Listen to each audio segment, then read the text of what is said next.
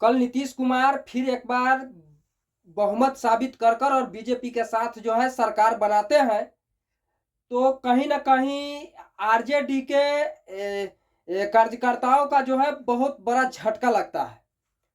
और नीतीश कुमार जी ने कल सदन में जो है ये साफ साफ विधानसभा में कहे हैं कि अब मैं फिर अपने पुराना पार्टी की ओर जो है आ गए, अब यहां से कहीं नहीं जाएंगे।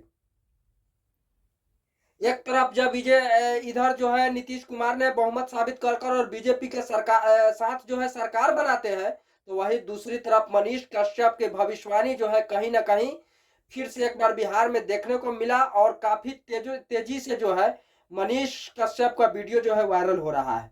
मनीष कश्यप ने कल विधानसभा के सामने जो है हिंदुस्तान जिंदाबाद के नारा लगाते हुए जो है आरजेडी के कार्यकर्ताओं से बकझक भी हुआ। बकझक होने के बाद जो है पटना में एक मंदिर में जाकर जो है उन्होंने पूजा पाठ करते हैं और कहते हैं कि मेरा भविष्यवाणी जो है सत्य हुआ।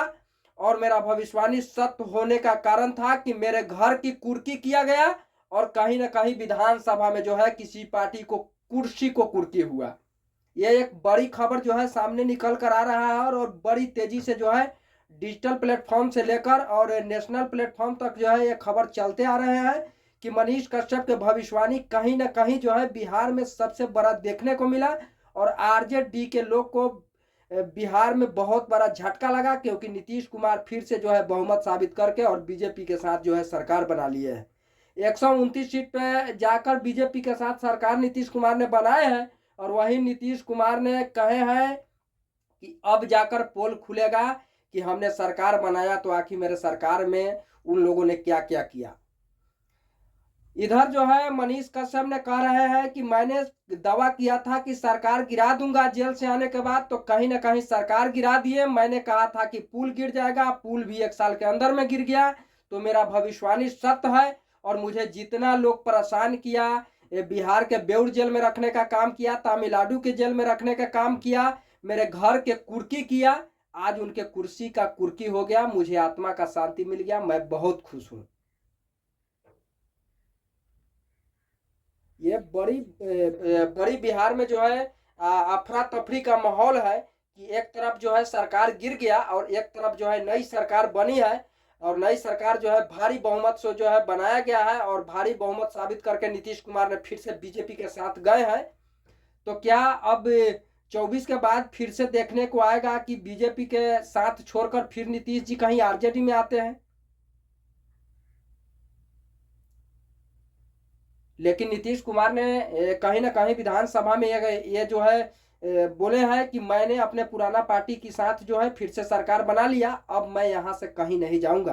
क्या यह बात सत्य होगा या झूठ होगा, ये तो आने वाला समय बताएगा। लेकिन अभी जो है बिहार में बहुमत साबित करके नीतीश जी बीजेपी के साथ सरकार बनाए हैं। तो अब देखने को मिलेगा कि आखिर सरकार कैसे चल पाता है और बिहार में क्या नीतीश जी सरकार बीजेपी के साथ बनाए हैं तो कहीं अच्छा ढंग से काम करते हैं या नहीं। ये चीज अब आगे देखने को मिलेगा। कितने लोगों को रोजगार मिलता है, कितने लोगों को नौकरी दी जाती है, स्वास्थ्य व्यवस्था के बारे में नई सरकार सोचती है कि नहीं, शिक्षा व्यवस्था के बारे में सोचती है कि नहीं, ये तो आगे वाला समय बताएगा। लेकिन अभी तक के लिए बड़ी खबर निकल के सामने यही आया है कि बहुमत से सरकार बनाए हैं।